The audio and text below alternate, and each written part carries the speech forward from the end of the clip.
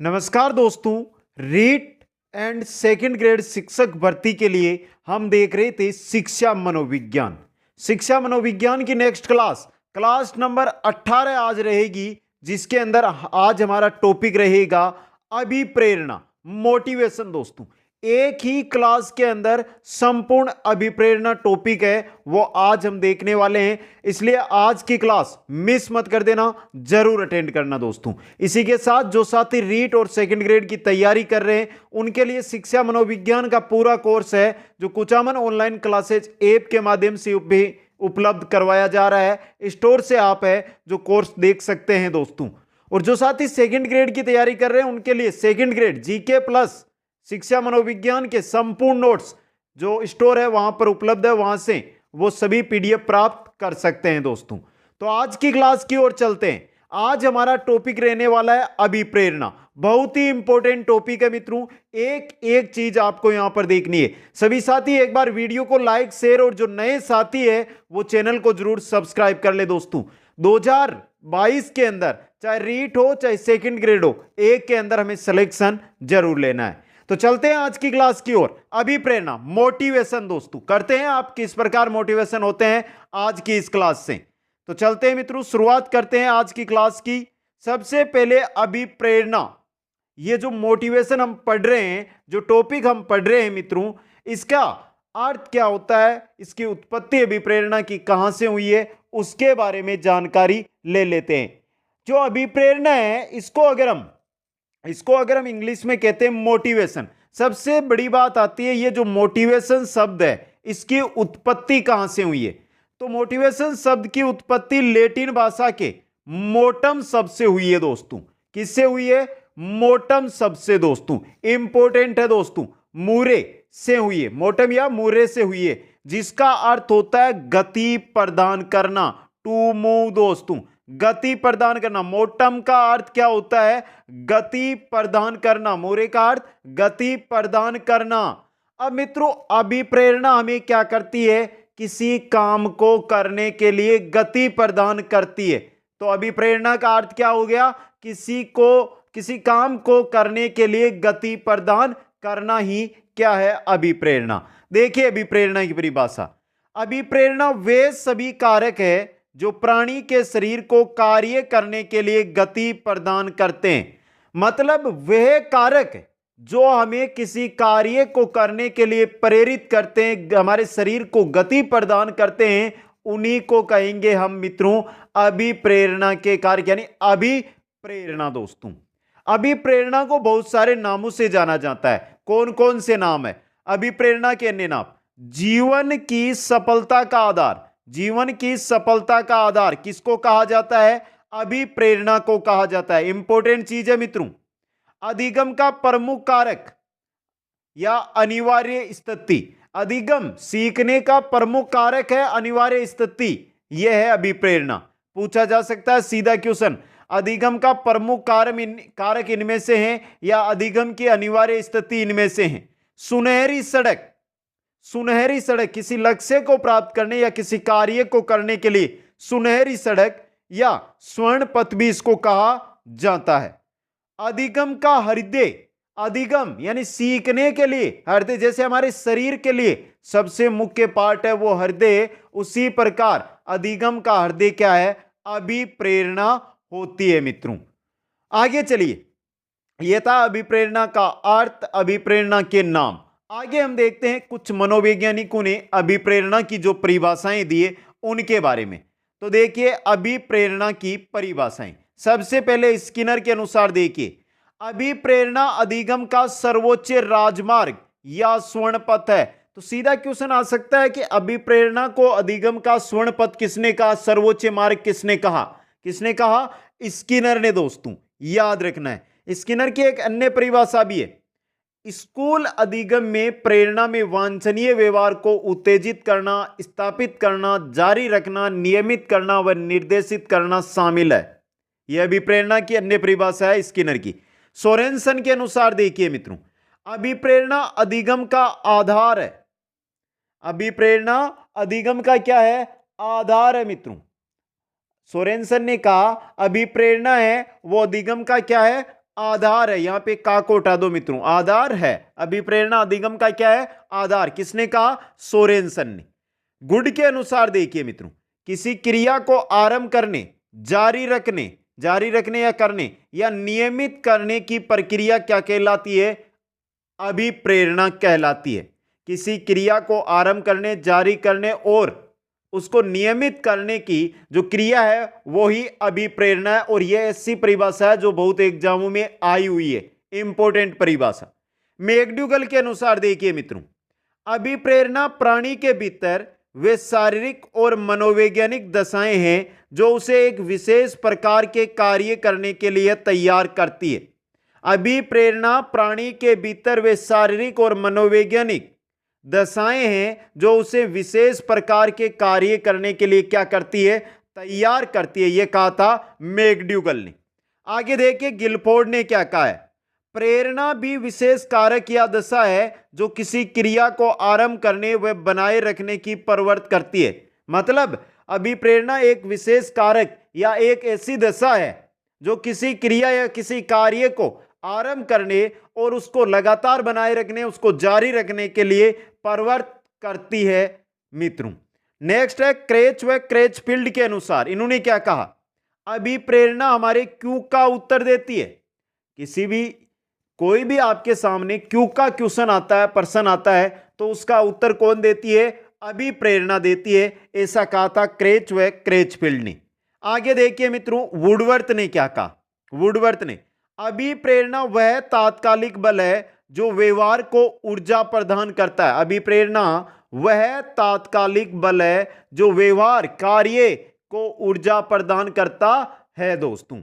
तो ये जो मुख्य परिभाषाएं, वैसे तो आपको बहुत सारी परिभाषाएं मिलेगी, लेकिन जो एग्जाम की दृष्टि से इंपॉर्टेंट है वो 7-8 परिभाषाएं मैंने आपके सामने रख दी है दोस्तों। अब बात करते हैं कि अभिप्रेरणा का हमने अर्थ देख लिया, परिभाषा देख ली, परिभाषाएं इसकी जो मनोवैज्ञानिकों ने दी वो देख ली। तो इसकी प्रकृति कैसी होती है? चलते हैं मित्रों अभिप्रेरणा की प्रकृति की ओर। देखिए अभिप्रेरणा की प्रकृति। अभिप्रेरणा एक मनोवैज्ञानिक प्रक्रिया है, शारीरिक व आंतरिक प्रक्रिया। कहने का मतलब अभिप्रेरणा एक मनोवैज्ञानिक प्रक्रिया है जिसके द्वारा हमारी शारीरिक और आंतरिक क्रियाएं हैं वो होती है दोस्तों। आवश्यकता या प्रेरक से उत्पन्न होने वाली प्रक्रिया है। जब हमें किसी की आवश्यकता होगी तब आपकी अभिप्रेरणा है वो उत्पन्न होगी दोस्तों। किसी प्रेरक के अंदर मित्रों आवश्यकताएं यही सम्मिलित है ना, तो आवश्यकता होने पर हमारी अभिप्रेरणा है जो उत्पन्न होती है। आंतरिक प्रक्रिया जो निश्चित लक्ष्य की ओर प्रेरित करती है। अभिप्रेरणा हमारी आंतरिक प्रक्रिया है उसको निश्चित लक्ष्य की ओर, एक जो हमारा लक्ष्य है उसकी ओर प्रेरित करती है। अभिप्रेरणा उत्सुकता यानी तत्परता युक्त प्रक्रिया है। तत्पर अभिप्रेरणा है जो आपके उत्सुक करने वाली प्रक्रिया होती है। ध्यान केंद्रित प्रक्रिया है, किसी कार्य में ध्यान लगाने वाली, किसी कार्य को करने में ध्यान लगाने वाली जो है वो है आपकी अभिप्रेरणा। उद्देश्य प्राप्ति तक चलने वाली निरंतर प्रक्रिया है। जो लक्ष्य है आपका, जो उद्देश्य है आपका, जब आपने अभिप्रेरणा के साथ उसको शुरू किया है, किसी कार्य को, किसी लक्ष्य को प्राप्त करना है आपको, तो जब तक वो प्राप्त नहीं होता है तब तक आपकी अभिप्रेरणा आपके साथ रहेगी और निरंतर आप काम करते रहेंगे। प्रत्येक व्यक्ति में गति अलग अलग होती है। इसका मतलब क्या है? अभिप्रेरणा की जो गति है वो हर व्यक्ति में अलग मिलेगी। ये नहीं है कि हर अभिप्रेरित व्यक्ति में समान गति होती है, कभी नहीं होती। सभी प्रेरित व्यक्तियों में अलग अलग गति आपको देखने को मिलेगी दोस्तों। नेक्स्ट देखिए, लक्ष्य निर्देशित व्यवहार पर आधारित प्रक्रिया। अगर हमें यहां पे लक्ष्य दिखाई दे रहा है, अगर आप यहां से चल रहे हैं, तो जब तक आपको लक्ष्य नहीं मिलता है तब तक ये क्या करती है? चालू रहती है, आपको अभिप्रेरित करती रहती है। तो लक्ष्य को निर्देशित करके, लक्ष्य निर्देशित जो आपका काम है, जो आपका व्यवहार है, उसकी आधारित ये प्रक्रिया होती है। अभिप्रेरणा साध्य ना होकर साधन है। ये बहुत अच्छा क्वेश्चन आया हुआ एग्जाम के अंदर। अभिप्रेरणा है साध्य, साधन, इनमें से कोई नहीं, या ए व ब दोनों। तो ये याद रखना है, अभिप्रेरणा साधन नहीं है, अभिप्रेरणा क्या है? आपका साधन है। ये थी अभिप्रेरणा की प्रकृति, या इनकी बात कर सकते हैं अभिप्रेरणा की विशेषताएं दोस्तों। अब आगे हम बात करते हैं कि अभिप्रेरणा कितने प्रकार की होती है। तो चलते हैं मित्रों अभिप्रेरणा के प्रकारों की ओर। देखिए मित्रों, अभिप्रेरणा है वो, अगर हम साधारण तौर पर अभिप्रेरणा की बात करें तो अभिप्रेरणा होती है दो प्रकार की। कितने प्रकार की होती है मित्रों? दो प्रकार की होती है, जन्मजात अभिप्रेरणा व अर्जित अभिप्रेरणा। अब्राहम मेस्लो ने भी इसको दो भागों में बांटा था, जन्मजात और अर्जित। अब जन्मजात और अर्जित अब्राहम मेस्लो ने बांटा, और सामान्य तौर पर या साधारण तौर पर अगर हम देखें तो भी दो प्रकार की होती है। पहली है आंतरिक अभिप्रेरणा, जिसको हम प्राकृतिक, जन्मजात, अंशिकी अभिप्रेरणा भी कहते हैं। दूसरी हमारी यह आंतरिक है तो वो कौन सी हो जाएगी? बाह्य अभिप्रेरणा, जिसको हम, यानी ये हमारी प्राथमिक अभिप्रेरणा इसको बोलते हैं, या प्राकृतिक अभिप्रेरणा बोलते हैं, तो उसको द्वितीय अभिप्रेरणा भी बोलते हैं, नकारात्मक अभिप्रेरणा भी बोलते हैं, सीखी हुई अभिप्रेरणा भी उसको बोला जाता है दोस्तों। तो चलिए देखते हैं इसके बारे में कि आंतरिक अभिप्रेरणा, जो अभिप्रेरणा का पहला प्रकार है, वो होती क्या। देखिए, किसी क्रिया या कार्य को स्वयं की इच्छा से करते हैं तथा जिसको करने से हमें सुख या संतोष की अनुभूति होती है, वो ही आंतरिक अभिप्रेरणा होती है। अगर हम किसी से अभिप्रेरित है और कोई काम कर रहे हैं और वो हम अपनी इच्छा से कर रहे हैं, क्योंकि जो आंतरिक अभिप्रेरणा होती है, देखिए मित्रों, जैसे आपको भूख लगी है तो आपको जब तक भोजन प्राप्त नहीं होता है तब तक आप कोई ना कोई कार्य जरूर करते हैं भोजन प्राप्त करने के लिए। तो भूख आपकी क्या है? एक आंतरिक अभिप्रेरणा होती है मित्रों। चलिए आगे देखते हैं। यह व्यक्ति के जन्म के साथ ही आती है, इनकी पूर्ति अनिवार्य एवं आवश्यक है। क्या आप बिना नींद के रह सकते हैं? क्या आप भूखे रह सकते हैं? हाँ, कुछ समय के लिए रह सकते हैं, लेकिन एक समय आपको इनकी आवश्यकता होती है। तो जो आपकी आंतरिक अभिप्रेरणा है, इसके अंतर्गत जो भी है सम्मिलित, उनकी आपको आवश्यकता जरूरी है, अनिवार्य है। एक समय के बाद वो चीजें आपको चाहिए ही होती है दोस्तों, और ये सभी की सभी आपके साथ जन्म के समय से आती है, जन्मजात होती है मित्रों। वुडवर्थ ने मूल प्रवृत्तियों को अंशिकी अभिप्रेरणा कहा है, क्योंकि जो मूल प्रवृत्तियां हैं मित्रों, वो मूल स्वयंभू से संबंधित है, और मूल प्रवृत्तियां ये मानकर चलो कि लगभग जन्मजात ही होती है, अंशिकी ही होती है मित्रों। ये कार्य को प्रारंभ करती है। कार्य को प्रारंभ कैसे मित्रों? जैसे देखिए, भूख, प्यास, नींद, प्रयास। अगर आपको भूख लगी है, प्यास लगी है, तो आपको ये तो है नहीं कि आपको जैसे ही भूख लगी तो आपके सामने खाना हो जाएगा। आपको उसके लिए कुछ काम करना पड़ेगा, तब जाकर आपको खाना मिलेगा। मतलब जो आंतरिक अभिप्रेरणा है, ये अभिप्रेरणा कार्य को क्या करती है? प्रारंभ करती है। इसके अंतर्गत देखिए सम्मिलित क्या क्या है। इसके अंतर देखिए, भूख है, प्यास है, नींद है, प्रयास है, प्रेम, आत्मसम्मान, श्रद्धा, आराम, अनुकरण, खेल इत्यादि, ये सभी हमारी क्या होती है? आंतरिक अभिप्रेरणा के भाग है, यानी प्राकृतिक, जन्मजात यानी अंशिकी अभिप्रेरणा के भाग है। अब दूसरा भाग था हमारा, ये आंतरिक हो गया, तो दूसरा क्या था? बाह्य अभिप्रेरणा, नकारात्मक अभिप्रेरणा, द्वितीयक अभिप्रेरणा, सीखी हुई अभिप्रेरणा, जिसको हम खुद सीखते हैं मित्रों। देखिए, जब किसी क्रिया या कार्य को हम बाहरी व्यक्ति के दबाव में आकर करते हैं, सीधा सा सीखने का तरीका है, कोई कार्य अगर हम कर रहे हैं वो हम खुद प्रेरित नहीं हो रहे हैं, जबकि किसी बार से प्रेरित होकर करना पड़ रहा है। जैसे कि आपको पुरस्कार मिला किसी कार्य के लिए, तो दूसरी बार आप अच्छा प्रयास करेंगे कि इस बार भी मेरे को पुरस्कार मिले। तो क्या पुरस्कार आपको जन्मजात मिला है? नहीं मिला। आपने क्या किया है? किसी से प्राप्त किया, किसी ने आपको दिया है, तब आप क्या कर रहे हैं? ये कार्य कर रहे हैं मित्रों। तो जो भी द्वितीय, बाह्य और नकारात्मक अभिप्रेरणाएं होती है, ये आपको बाहरी वातावरण यानी बाहरी समाज, व्यक्ति से प्राप्त होती है। जैसे प्रशंसा हो गई, पुरस्कार हो गया, दंड हो गया, प्रतिस्पर्धा हो गई, सहयोग हो गई, अध्यापक छात्र संबंध हो गए, हमारा मूल्यांकन हो गया, सर्वेदर्शी सामग्रियां हो गई, ये उद्देश्य प्रदान करने वाले तत्व हो गए। ये सभी आपके द्वितीयक, बाह्य या नकारात्मक अभिप्रेरणा होती है। तो इंपॉर्टेंट चीजें हैं, अभिप्रेरणा के प्रकार दोनों के दोनों आपको याद रखने हैं। सबसे जो मुख्य चीज आने वाली है वो आने वाली है अब मित्रों, और क्वेश्चन बनेंगे आपके यहीं से। अभिप्रेरणा के तत्व मित्रों, बहुत इंपॉर्टेंट चीज। देखिए एक एक चीज को हम समझते जा रहे हैं। अभिप्रेरणा के तत्व भी इनको आप बोल सकते हैं, या अभिप्रेरणा चक्र है उसको कैसे बनाए हम। तो पहले हम जो है अभिप्रेरणा के जो 3 तत्व है इनके बारे में बात करेंगे। आवश्यकता पहला है, दूसरा है चालक या जिसको अंतर्नोद या परनोद या ड्राइव जिसको हम कहते हैं, दूसरा हो गया। तीसरे की अगर हम बात करें तो उद्दीपक या प्रोत्साहन। इन तीनों के बारे में यहां पर हम बात करने वाले हैं। तो देखिए मित्रों, मनोवैज्ञानिकों ने अभिप्रेरणा की जो प्रक्रिया है इसको स्पष्ट करने के लिए अभिप्रेरणा चक्र का प्रतिपादन किया, जिसमें 3 सोपान बनाए। जो अभिप्रेरणा का चक्र है वो हमारे आगे आएगा। यहां पर आपकी आवश्यकता हो गई, यहां पर आपका चालक हो गया, यहां पर आपका क्या हो गया, उद्दीपक या प्रोत्साहन। ये तीनों आपस में क्या रहेंगे, संबंधित रहेंगे। एक के बगैर दो है जो काम नहीं करेंगे मित्रों। तो पहले जो ये तीनों है इनके बारे में विस्तृत अध्ययन करते हैं, फिर आपके सामने में है जो आपका अभिप्रेरणा चक्र है वो लेकर आऊंगा दोस्तों। तो 3 है। पहला हमारा देखिए क्या है, आवश्यकता। बहुत इंपॉर्टेंट चीज है, समझने का प्रयास कीजिएगा मित्रों।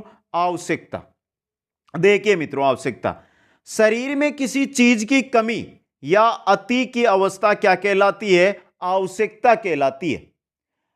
जो प्राणी का शरीर है जिसके अंदर किसी चीज की कमी हो जाए या किसी चीज की अति की जो अवस्था रहती है उसी से जो उत्पन्न होती है उसी को कहते हैं हम आवश्यकता दोस्तों।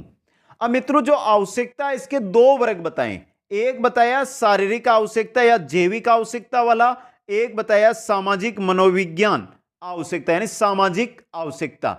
शारीरिक जो पहली है आवश्यकता के अंदर पहली है वो है हमारी शारीरिक आवश्यकता। बहुत अच्छी है, एक ध्यान से समझना, इतना आपको एक साथ कहीं देखने को नहीं मिलेगा जो मैं देकर आ रहा हूं दोस्तों।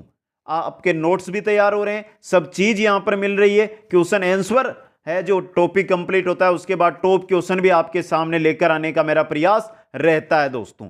तो देखिए शारीरिक आवश्यकता या जैविक आवश्यकता के अंदर पानी, काम, भोजन, निद्रा, मलमूत्र त्याग।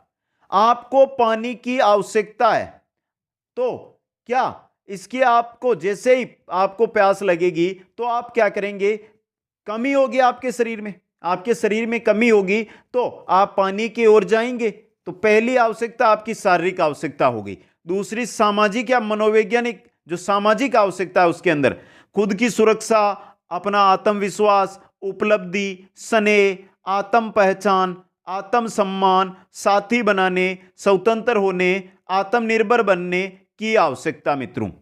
मित्रों जो शारीरिक आवश्यकताएं इनके बगैर आप जिंदा नहीं रह सकते हैं।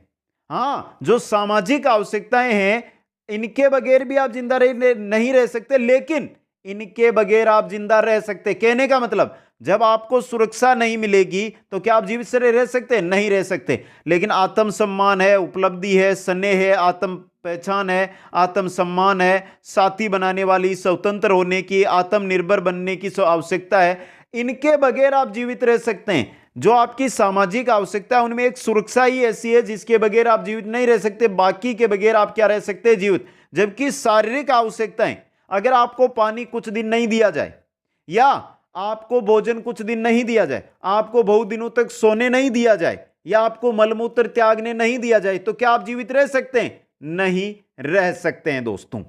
तो पहला जो तत्व था हमारा अभिप्रेरणा का पहला तत्व था आवश्यकता। आवश्यकता को हमने बांट लिया है 2 भागों के अंदर। अब मित्रों आवश्यकता को लेकर मेस्लो ने एक सिद्धांत दिया था, आवश्यकता पदानुक्रम सिद्धांत। उसके बारे में चर्चा कर लेते हैं क्योंकि आवश्यकता के बारे में हम पढ़ रहे हैं। यहां नीचे देख लें, चक्रीय आवश्यकता, भोजन, पानी और काम, ये तीनों है चक्रीय आवश्यकता। पूछा जा सकता है निम्न में से चक्रीय आवश्यकता का भाग नहीं है, 3 ये दे देंगे, एक दूसरा दे देंगे। और सबसे कम जरूरी आवश्यकता है वो है आपकी काम। बिना काम के भी आप जीवित रह सकते हैं, यानी आपको अभिप्रेरित कर सकते हैं। आगे चलिए मित्रों, अब बात करते हैं आवश्यकता पदानुक्रम सिद्धांत की। बहुत इंपॉर्टेंट सिद्धांत। देखिए मित्रों, आवश्यकता पदानुक्रम सिद्धांत किसने दिया, मेस्लो ने। कब दिया, 1954 में। एक एक चीज है वो आपको याद करनी है यहां से। आवश्यकता पदानुक्रम सिद्धांत दिया था मेस्लो ने। कब दिया था? 1954 में। 5 आवश्यकताएं बताई थी। इसको आत्मबल का सिद्धांत भी कहा जाता है मित्रों। तो मेस्लो ने 5 जो आवश्यकताएं बताई वो कौन कौन सी है, वो आपके यहां पर एक डायग्राम के द्वारा मैं समझाने का प्रयास करूंगा मित्रों। देखिए मित्रों, जो 5 आवश्यकताएं बताई है उनके अंतर्गत थोड़ी सी ऊपर यहां पे ले लेता हूं क्योंकि एक जानकारी रह गई है। देखिए मित्रों, आत्म सिद्धि की आवश्यकता, सम्मान पाने की आवश्यकता, सामाजिक आवश्यकताएं, सुरक्षा की आवश्यकता और शारीरिक आवश्यकता। अब देखिए, श्रेष्ठ में आत्म सिद्धि प्रथम पर है, जबकि कर्म की बात की जाए तो शारीरिक आवश्यकताएं। अगर हम कर्म से चलें तो सबसे पहले हमें शारीरिक आवश्यकताओं की जरूरत पड़ती है, जबकि श्रेष्ठ चले कि हमें श्रेष्ठ बनना है तो हमें आत्म सिद्धि 1 नंबर पर लेकर आती है। समझना, वापस समझ लेना, इंपॉर्टेंट चीज है ये। श्रेष्ठ बनना है तो वहां पर हमें आत्म सिद्धि, वह व्यक्ति जो बन सकता है, बनना चाहता है, वही होता है श्रेष्ठ, जो आपका आत्म सिद्धि मित्रों। आत्म सिद्धि की आवश्यकता कि मुझे समाज में कुछ बड़ा बनना है मित्रों। जबकि यहां पे देखिए, शारीरिक आवश्यकता, कर्म की दृष्टि से पहली आवश्यकता आपकी है शारीरिक आवश्यकता। अगर शारीरिक आवश्यकता आपको नहीं मिली तो आत्म सिद्धि, समान पाने वाली या सामाजिक आवश्यकता, इनका आप क्या करोगे? सबसे पहले आपको शारीरिक आवश्यकता की जरूरत पड़ेगी दोस्तों। ये 5 आवश्यकताएं बताई थी मेस्लो ने। अब देखिए मित्रों, यहां पे सबसे पहले शारीरिक आवश्यकता, जिसमें जल पानी की बात करें, सुरक्षा की आवश्यकता, जैसे जीवन बीमा, शेयर, निवेश, खुद की सुरक्षा, यह आती है सुरक्षा की आवश्यकता। सामाजिक आवश्यकताओं में प्रेम, स्नेह, एक समाज के अंदर हमें प्रेम मिले, हमें स्नेह मिले दोस्तों। सम्मान पाने व देने की आवश्यकता, अगर आप किसी को सम्मान देंगे तो आपको सम्मान मिलेगा, तो सम्मान पाने की आवश्यकता। और अंतिम है हमारी आत्म सिद्धि की आवश्यकता। आत्म सिद्धि उच्च स्तरीय होती है मित्रों। ये आत्म सिद्धि की जो आवश्यकता है, ये आपकी, ये दोनों आत्म सिद्धि और सम्मान पाने की जो आवश्यकताएं, ये क्या होती है? उच्च स्तरीय होती है मित्रों। बाकी देखिए, सम्मान पाएंगे हम, और जो सामाजिक आवश्यकताएं, ये दोनों की दोनों ही आपकी सामाजिक आवश्यकताओं से हैं। किनसे हैं? सामाजिक आवश्यकताओं से जुड़ी हुई है मित्रों। तो ध्यान रखना मित्रों, जो आपकी आत्म सिद्धि और सम्मान पाने की आवश्यकताएं हैं, ये उच्च स्तरीय आवश्यकताएं होती है, और सुरक्षा व शारीरिक आवश्यकताएं दोनों, ये आपकी निम्न स्तरीय आवश्यकताएं होती है दोस्तों। ये था मेस्लो का पदानुक्रम सिद्धांत, याद रखना है आपको। अब दोस्तों, जैसे 1954 में 5 आवश्यकताएं बताई, तो उसके बाद मेस्लो ने क्या किया कि 1959 में आवश्यकता पदानुक्रम सिद्धांत है, इसमें 3 नए तत्वों को शामिल कर दिया। 5 तत्व हमने पढ़े, शारीरिक आवश्यकता यानी शारीरिक या दैहिक आवश्यकता, सुरक्षा की आवश्यकता, स्नेह व संबंध की आवश्यकता, सम्मान की आवश्यकता और आत्म सिद्धि की आवश्यकता, ये बताए। लेकिन 1959 में क्या किया मेस्लो ने? 3 आवश्यकताएं और बता दी। कौन कौन सी? उत्तेजना आवश्यकता, एकीकरण की आवश्यकता और आध्यात्मिक आवश्यकता मित्रों। देखिए, उत्तेजना आवश्यकता क्या है? उत्तेजना आवश्यकता, इसमें अन्वेषण, कार्य, यौन संबंध, उद्यमिता व जांच पड़ताल को शामिल किया। यह जो शारीरिक आवश्यकता है, उसके बाद वह सामाजिक आवश्यकता से पूर्व आती है मित्रों। शारीरिक, जो हमारी शारीरिक आवश्यकता है, उसके तो बाद, और जो हमारी सामाजिक आवश्यकता है, उसके पहले इसको शामिल किया। दूसरी जो उसने आवश्यकता बताई, वो बताई एकीकरण या समग्र आवश्यकता। यह प्रतिष्ठा या सम्मान की जो आवश्यकता की पूर्ति के बाद तथा आत्म सिद्धि आवश्यकता से पूर्व आती है। प्रतिष्ठा यानी जो हमारी ऊपर से तो दूसरी और नीचे से बात की जाए तो चौथी, उसके बाद आती है। इसमें व्यक्ति यह सोचता है कि उसकी एकीकृत और सुसंगत छवि है बने, जिसके सभी से मनमुटाव समाप्त हो जाए, वह निष्पक्ष व अच्छे व्यवहार की स्थिति उसके सामने आ जाए दोस्तों। और तीसरी आवश्यकता बताई थी आध्यात्मिक आवश्यकता। यह आत्म सिद्धि के, जैसे हमने 5वीं आवश्यकता बताई थी, ऊपर से पहली थी ना हमारी आत्म सिद्धि की आवश्यकता, उसके बाद सबसे पहले हमें जरूरत होती है हमारे शरीर की आवश्यकता की, शारीरिक आवश्यकताओं की, फिर हमारी सुरक्षा की जरूरी होती है। सुरक्षा अगर हमें मिल जाती है तो फिर हमें समाज की जरूरत होती है। समाज मिल जाता है तो समाज में हमें सम्मान पाने की, या सम्मान, या हमें समाज के अंदर समान मिले, सने मिले, इसकी आवश्यकता होती है। समान, सने, समाज सब मिल गया तो उसे हमें आत्म सिद्धि, कि मैं समाज में कुछ बड़ा बनूं। और उसके बाद आती है आध्यात्मिक आवश्यकता दोस्तों। यह व्यक्ति को वर्दी लक्ष्य की ओर ले जाती है। इस अभिप्रेरणा को मैस्लो ने बी मोटिवेशन कहा है, जो सत्य, न्याय, सौंदर्य, कल्पना व परमार्थ से जुड़ी होती है। यहां पर जब इस अवस्था के अंदर एक जो मनुष्य है, जो मानव है, वो पहुंच जाता है तो वो सत्य, न्याय, सौंदर्य, कल्पना, परमार्थ इनके साथ जुड़ जाता है दोस्तों। अब मित्रों यहां पे इंपॉर्टेंट है, ये जो आवश्यकता है आपकी, इसकी पूर्ति अगर आत्म सिद्धि के बाद व्यक्ति को नहीं होती है तो मेस्लो के अनुसार जो व्यक्ति है वो आध्यात्मिक व्याधियों से ग्रस्त हो जाता है। जैसे कैसे? अवसाद, विलगाव, अरुचि, निराशा, संसार कुछ नहीं होता, जैसे विचार है उसके मन में आने लग जाते हैं दोस्तों।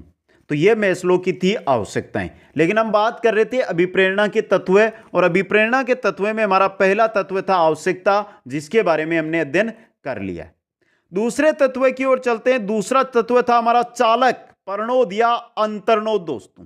देखिए, चालक, प्रणोद, जिसको अंतर्नोद, जिसको ड्राइव भी हम कहते हैं। क्या कहते हैं? ड्राइव मित्रों। प्राणी में जब आवश्यकता उत्पन्न होती है तो इन आवश्यकताओं के कारण प्राणी तनावग्रस्त हो जाता है। तनावग्रस्त हो जाएगा। आवश्यकता है, आपको किसी चीज की आवश्यकता है, आपको अभी शिक्षक बनने की आवश्यकता है आपके मन में, तो आप तनावग्रस्त होते जा रहे हैं जैसे जैसे भर्तियां नहीं आ रही है दोस्तों, समझे। और पहले से अधिक सक्रिय हो जाता है।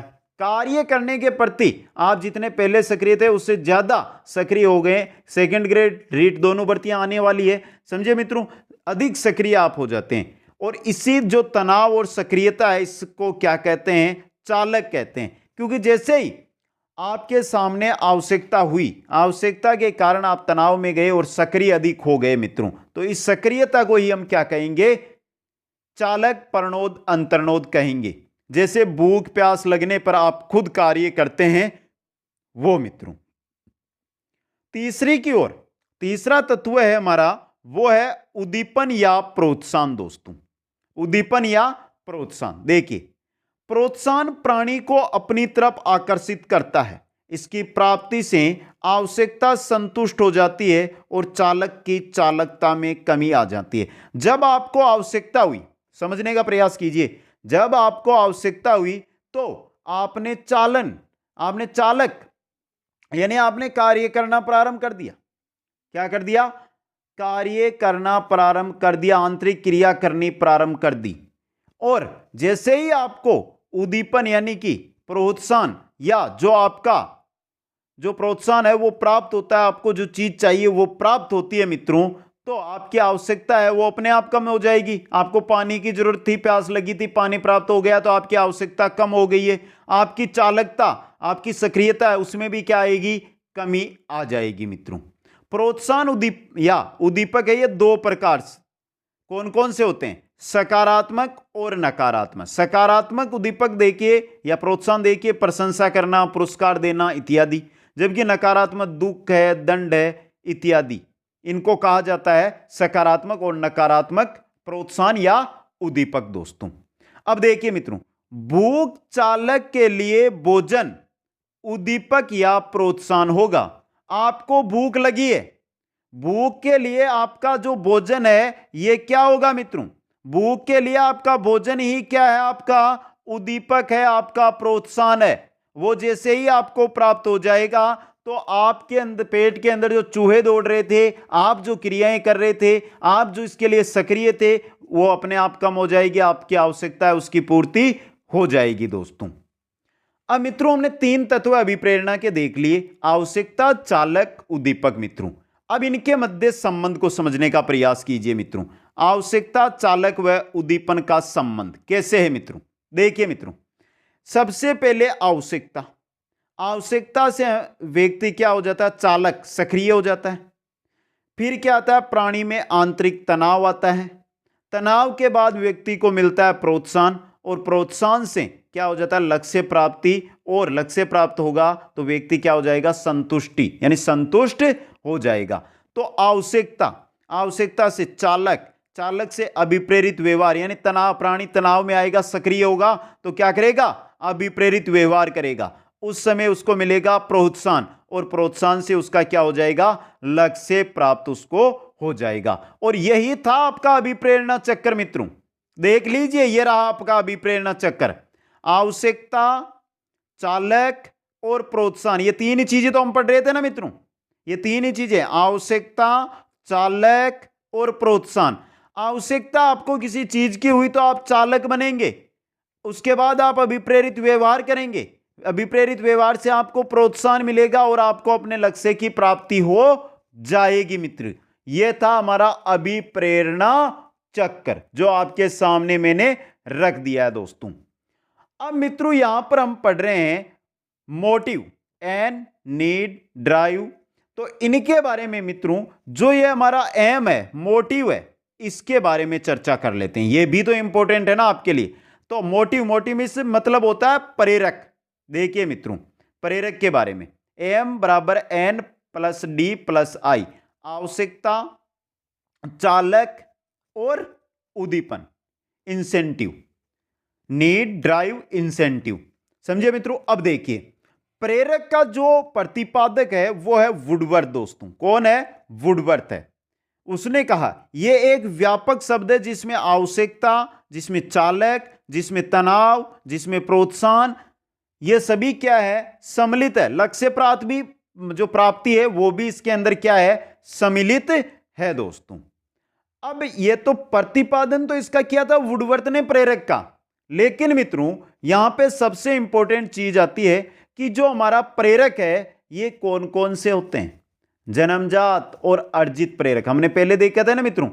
तो इनको, जो हमारा प्रेरक है, इसको भागों में बांटा तो मेस्लो ने, मेस्लो के अनुसार प्रेरक का वर्गीकरण देखिए। मेस्लो ने इसको दो भागों में बांट दिया, जन्मजात प्रेरक और मित्रों अर्जित प्रेरक। सबसे पहले जन्मजात प्रेरक देख लेते हैं, फिर हम देखेंगे अर्जित प्रेरक। तो देखिए मित्रों, ये रहे आपके जन्मजात प्रेरक। जन्मजात प्रेरक में पहला प्रेरक बताया भूख। आमाशय में मांसपेशियों में संकुचन व शरीर में चीनी की मात्रा कम होने पर उत्पन्न होने वाली जो प्रेरक है वो है आपका आपका भूख दोस्तों। प्यास, शरीर में पानी की कमी के कारण, शरीर में पानी की कमी हो जाती है, रक्त की मात्रा में कमी हो जाना, यह क्या है, प्यास लगना, पानी की आवश्यकता होती है। काम, यानी सबसे कम आवश्यक प्रेरक है और इसका अध्ययन किया था फ्राइड ने, जिसके बारे में हम आगे अध्ययन करेंगे मित्रों इसके बारे में।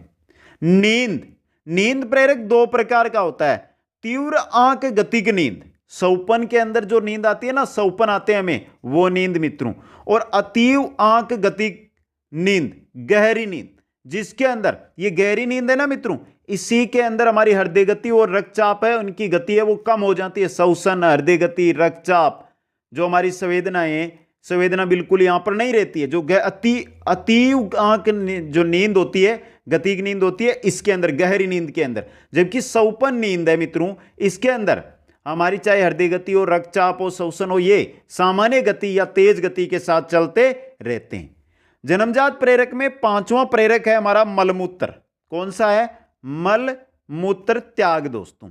अब देखिए, सिगमंड फ्राइड ने मलमूत्र त्याग प्रेरक को व्यक्ति के आचरण निर्माण में महत्वपूर्ण माना है।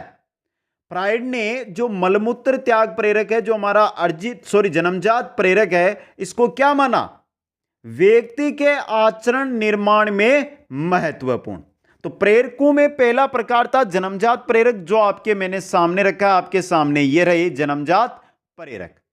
जन्मजात प्रेरक के बाद मेस्लो ने दूसरा प्रेरक बताया था अर्जित प्रेरक। अर्जित प्रेरक के बारे में देखिए, अर्जित प्रेरक थोड़ा सा बड़ा रहेगा क्योंकि यहां पर उपलब्धि अभिप्रेरक आ रहा है पहला ही।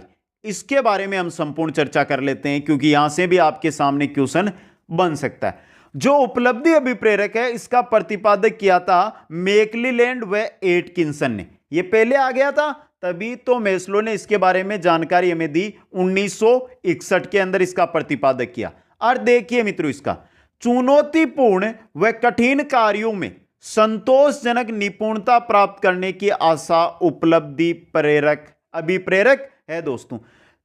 कठिन कार्य या चुनौतीपूर्ण जो कार्य है वहां पर आप क्या करेंगे, संतोषजनक निपुणता प्राप्त करेंगे। संतोषजनक निपुणता प्राप्त करने की जो आपके मन में आशा होती है उसी को कहा जाता है उपलब्धि अभिप्रेरक मित्रों। उपलब्धि जो अभिप्रेरक है मित्रों, इसकी विशेषताएं देखिए क्या होती है। पहली है ये प्रेरक श्रेष्ठता की खोज पर बल देता है। संतोषजनक निपुणता से आप आशा रखते हैं तो आपका जो श्रेष्ठ है उसकी ओर आप जाएंगे मित्रों। जो आपका लक्ष्य है उस लक्ष्य में जो श्रेष्ठ लक्ष्य है उसकी ओर आप जाएंगे उपलब्धि अभिप्रेरक में। यह व्यक्ति को लक्ष्य प्राप्ति की ओर ले जाता है, यह तो सही है। प्रत्येक उस कार्य में जिसमें आगे देखिए, प्रत्येक उस कार्य में जिसमें सफलता की संभावना अधिक हो वहां पर उपलब्धि अभिप्रेरक है जो कार्य करता है दोस्तों। तो जहां पर उपलब्धि अभिप्रेरक कार्य करेगा, अर्जित अभिप्रेरक है हमें बाहर से प्राप्त होता है, मतलब इसको कुछ ऐसे तत्व भी होंगे जो इसको प्रभावित भी करेंगे। तो देखिए उपलब्धि अभिप्रेरक को प्रभावित करने वाले कारक कौन कौन से हैं। उपलब्धि अभिप्रेरक को प्रभावित करने वाले कारक दोस्तों, अर्जित प्रेरक में हम पहला देख रहे हैं उपलब्धि अभिप्रेरक, जिसको प्रभावित करने वाले कारक घर का वातावरण, माता पिता का व्यवहार, निर्देशन और स्वतंत्रता, विद्यालय का वातावरण जैसे शिक्षक का प्रभाव, समूह है, पाठ्य सहगामी क्रियाएं, शिक्षक की जो क्रियाएं हैं वो, समाज जैसे समाज की रूढ़ियां, परंपराएं, शिक्षा, साहित्य, भागीदारी, सोच। तो घर का वातावरण हो, चाहे विद्यालय का वातावरण हो, चाहे समाज का वातावरण हो, ये सभी आपके उपलब्धि जो अभिप्रेरक है इसको क्या करते हैं, प्रभावित करते हैं मित्रों। अब मित्रों उपलब्धि अभिप्रेरक का हम प्रशिक्षण किनके द्वारा कर सकते हैं। तो उपलब्धि अभिप्रेरक की दो जो परीक्षण विधियां हैं वो प्रचलित है। पहली है टीएटी, दूसरा है सीआईए, प्रासंगिक अंतर्बोध परीक्षण और उपलब्धि परीक्षण। जो सीआईई है इसका प्रतिपादन किया था डॉक्टर एन के दत्त व केजी रस्तोगी ने दोस्तों। यहां से अच्छा क्वेश्चन बन सकता है एग्जाम के अंदर दोस्तों। तो यह था हमारा उपलब्धि अभिप्रेरक। अर्जित प्रेरक है उनके अंदर नेक्स्ट है हमारा संबंध प्रेरक दोस्तों। दूसरा प्रेरक कौन सा है हमारा, संबंध प्रेरक। कारपेंटर स्केटर ने इस पर अध्ययन किया। ये 13 से 16 वर्ष की जो आयु है उसमें स्पष्ट व विशिष्ट हो जाता है किसी के साथ संबंध बनाने वाला प्रेरक अभिप्रेरक दोस्तों। तीसरा अर्जित अभिप्रेरक है अनुमोदक प्रेरक। क्राउनी व मार्लो ने इसका अध्ययन किया था। किसने, क्राउनी व मार्लो ने। प्रत्येक व्यक्ति में प्रशंसा प्राप्त करने या पुरस्कार करने की स्वाभाविक इच्छा होती है उसी को हम अनुमोदक प्रेरक कहते हैं मित्रों। अनुमोदक प्रेरक के द्वारा ही कोई व्यक्ति है जो प्रशंसा प्राप्त करना चाहता है, पुरस्कार प्राप्त करना चाहता है समाज के अंदर दोस्तों। चौथा प्रेरक आता है अर्जित प्रेरक के अंदर, वो आता है हमारा शक्ति प्रेरक या स्तर प्रेरक दोस्तों। प्रभाव व नियंत्रण स्थापित करने का भाव, शक्ति या सत्ता प्रेरक। जैसे कि कोई जो है बालक है 22-23 साल का है तो वो ये चाहता है कि मेरा यहां पर क्या हो, प्रभाव लगे, यहां पर मेरी शक्ति हो, यहां पर मेरी सत्ता हो। यही प्रेरक है जो शक्ति प्रेरक है, इसकी बदौलत वो ऐसा कार्य करता है दोस्तों। आक्रमणशीलता, पांचवां अर्जित प्रेरक देखिए आक्रमणशीलता प्रेरक दोस्तों। देखिए मित्रों डोनाल्ड मिलर हिलगार्ड ने प्रतिपादित किया था आक्रमणशीलता प्रेरक को। प्रेरक फ्राइड ने इसको जन्मजात प्रेरक माना, डोनाल्ड ने इसको अर्जित कहा। इसका कारण होता है कुंठा। कुंठा के कारण कोई व्यक्ति क्या हो जाता है, आक्रमणशील हो जाता है। अब मित्रों यहां से दो चीजें उठ रही है, क्वेश्चन अच्छा बन सकता है। आक्रमणशीलता को डोनाल्ड ने माना, अर्जित जन्मजात इनमें से कोई नहीं, या ए व बी दोनों। तो क्वेश्चन अच्छा बनेगा। डोनाल्ड ने तो इसको अर्जित माना कि इसको क्या किया जाता है, अर्जित किया जाता है, जबकि फ्राइड ने इसको क्या माना, जन्मजात माना। क्या माना मित्रों, जन्मजात इसको माना कि जन्म के समय ही आक्रमणशीलता का भाव बालक हो, बच्चा हो, उसमें आता है दोस्तों। ये थे हमारे जो प्रेरक है उनके प्रकार, अर्जित व जन्मजात प्रेरक मित्रों। अब मित्रों जो प्रेरक है इनका, बाकी थॉमसन है, गेरेट है, ये तो हमने मेस्लो के अनुसार देख लिए। बाकी थॉमसन और गेरेट ने भी इनका वर्गीकरण किया था। थॉमसन के अनुसार प्रेरक दो होते हैं, एक तो स्वाभाविक प्रेरक और दूसरे कृत्रिम प्रेरक। स्वाभाविक प्रेरक के अंदर खेल, सुझाव, अनुकरण, सहानुभूति, स्नेह, प्रेम ये आते हैं। और कृत्रिम प्रेरक के अंदर जैसे प्रशंसा करना, पुरस्कार देना, दंड, सहयोग ये आते हैं कृत्रिम प्रेरक के अंदर। ये बताए थॉमसन ने। क्वेश्चन आ सकता है, थॉमसन के अनुसार प्रेरक है दो है, स्वाभाविक और कृत्रिम। गेरेट के अनुसार प्रेरक है ये तीन होते हैं मित्रों। गेरेट के अनुसार प्रेरक कितने होते हैं? तीन। जैविक प्रेरक, मनोवैज्ञानिक प्रेरक और सामाजिक प्रेरक। जैविक प्रेरक में भूख, प्यास, काम, नींद, मलमूत्र त्यागना जो जन्मजात होते हैं वो ही जैविक प्रेरक गेरेट ने बताए। दूसरा देखिए बताया मनोवैज्ञानिक प्रेरक, सुख, दुख, प्रेम, भय, क्रोध ये सभी बताए इन्होंने। कैसे? मनोवैज्ञानिक प्रेरक।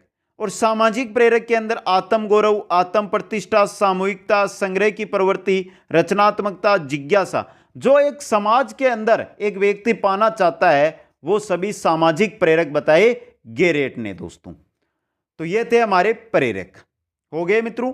अब चलते हैं अभिप्रेरणा के सिद्धांत कौन कौन से हैं। सबसे इंपॉर्टेंट चीज, यहां से अच्छा क्वेश्चन बन सकता है एग्जाम के अंदर। अभिप्रेरणा के सिद्धांत मित्रों, एक एक सिद्धांत के बारे में नॉर्मल जानकारी देता जाऊंगा, सीधा क्वेश्चन बनता है यहां से। पहला सिद्धांत मनोविश्लेषण सिद्धांत, प्रतिपादक है इसका फ्राइड दोस्तों। इसके अनुसार अचेतन मन मानव के व्यवहार का प्रमुख चालक होता है। जो अचेतन मन होता है वो ही मानव व्यवहार का क्या होता है? चालक होता है। अचेतन मन ही दमन की हुई इच्छाओं का पुंज है। तो दमन की हुई इच्छाओं का पुंज कौन होता है? अचेतन मन होता है। यह बताया था मनोविश्लेषण जो सिद्धांत है जिसके प्रतिपादक है फ्राइड। फ्राइड ने यह जानकारी दी थी दोस्तों। दूसरे सिद्धांत की ओर चलते हैं तो दूसरा सिद्धांत आता है मूल प्रवृत्ति का सिद्धांत। इसका प्रतिपादन किया था विलियम मैकडूगल ने। मूल प्रवृत्तियां मानव व्यवहार की प्रमुख चालक होती है।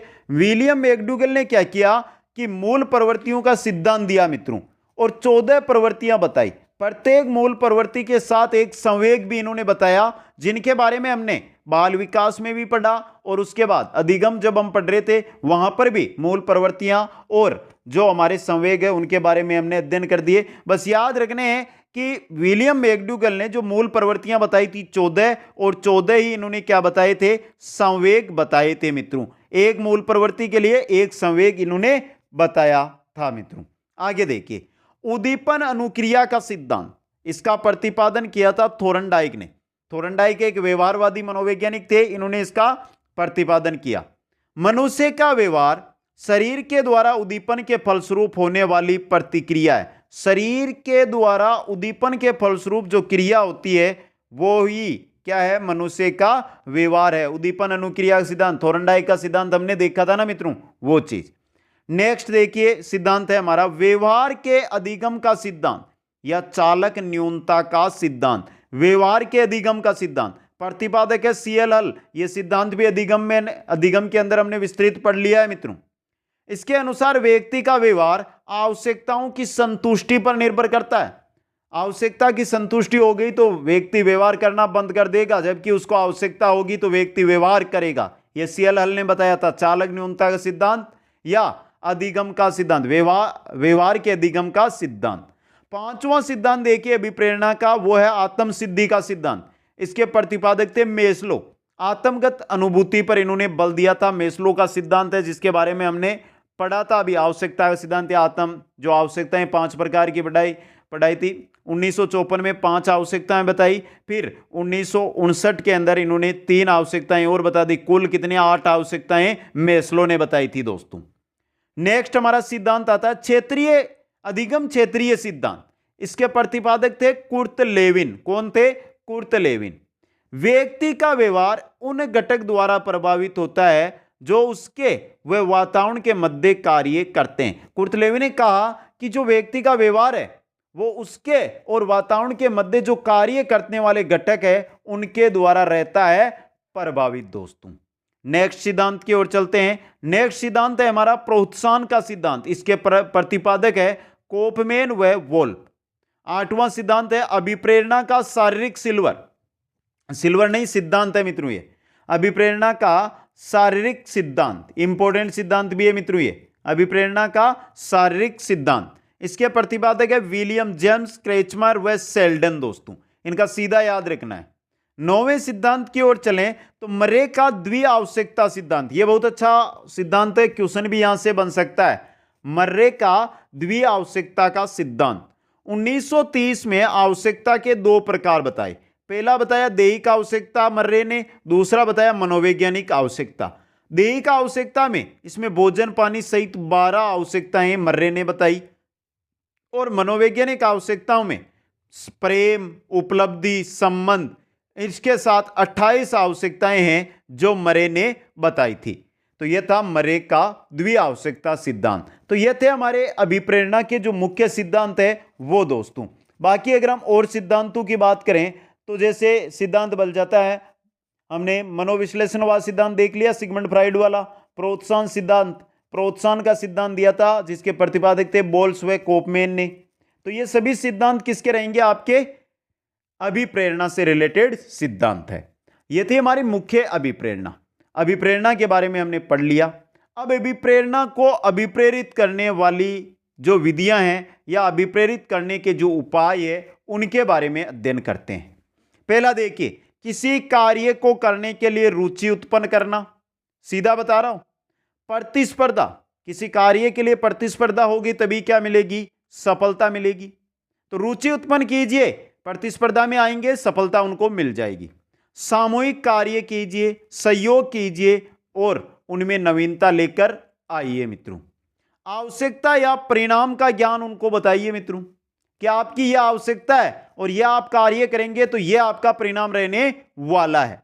प्रशंसा, पुरस्कार दीजिए, दंड का प्रयोग कीजिए। उचित प्रयोग करना है इनका, दंड का प्रयोग करो लेकिन उस जगह करो जब उसकी आवश्यकता हो। पुरस्कार वहां पर दो कि उसको आगे इससे अभिप्रेरित हो। यह नहीं कि आप पुरस्कार हर जगह पुरस्कार दे रहे हो तो उससे कोई बालक, कोई व्यक्ति अभिप्रेरित नहीं होता है। तो प्रशंसा, पुरस्कार और दंड, इनका उचित प्रयोग करना चाहिए। लक्ष्य आदर्श सामने रखना, जो उनका लक्ष्य है उस लक्ष्य को उनके सामने रखने का प्रयास करें, उनका मूल्यांकन करें। लक्ष्य सामने रख के उनका मूल्यांकन करें दोस्तों। नेक्स्ट की ओर चलते हैं। 8वां जो उपाय है वो है सर्वे दर्शे साधन का प्रयोग। सर्वे दर्शे साधन है, इसका प्रयोग करें। अध्यापक विद्यार्थी सकारात्मक संबंध स्थापित किए जाएं। अध्यापक और विद्यार्थी के मध्य जो संबंध है वो सकारात्मक, अच्छे संबंध होने चाहिए। शिक्षा को बाल केंद्रित बनाना। खेल आधारित विधियों का प्रयोगत्व करना, यानी खेल आधारित जो विधियां हैं उनका प्रयोग एक बालक को करना चाहिए। शिक्षक के सूत्र जैसे ज्ञात से अज्ञात, सरल से जटिल, अगर आप शिक्षा में अभिप्रेरणा का प्रयोग कर रहे हैं तो वो सूत्र काम में ले जो बालक को जल्दी समझ में आए। जैसे सरल से कठिन की ओर चले, ज्ञात से अज्ञात, जो पता है उनको उनसे फिर अज्ञात की ओर चलें दोस्तों।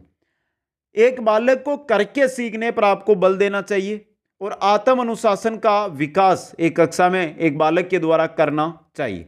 पुनर्बलन का प्रयोग करें, सकारात्मक व नकारात्मक दोनों जगह आपको पुनर्बलन का प्रयोग करना चाहिए मित्रों। तो मित्रों ये थी हमारी क्लास, अभिप्रेरणा की क्लास नंबर 18 शिक्षा मनोविज्ञान की अभिप्रेरणा थी। कैसी लगी आपको? एक बार सभी साथी कमेंट करके बता दें जल्दी से कैसी लगी आज की क्लास आपको मित्रों। वीडियो को अभी तक लाइक नहीं किया, शेयर नहीं किया है तो जल्दी से करें। और जो भी मेरे नए साथी है रीट और सेकंड ग्रेड की तैयारी कर रहे हैं, चैनल को जरूर सब्सक्राइब करें। आप सभी को बहुत बहुत धन्यवाद। जय हिंद, जय भारत।